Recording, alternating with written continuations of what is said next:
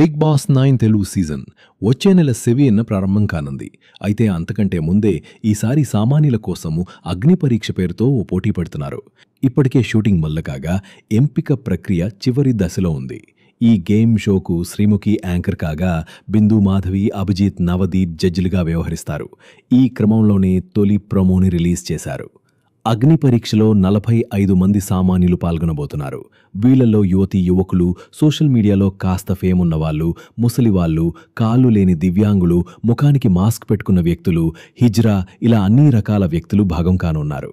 వీళ్ళ నుంచి చివరగా ముగ్గురిని ఎంపిక చేసి వాళ్లని సీజన్లో ఆడిస్తారు. ఆగస్టు 22 నుంచి సెప్టెంబర్ 5 వరకు బిగ్ బాస్ అగ్ని పరీక్ష షో జరగనుంది.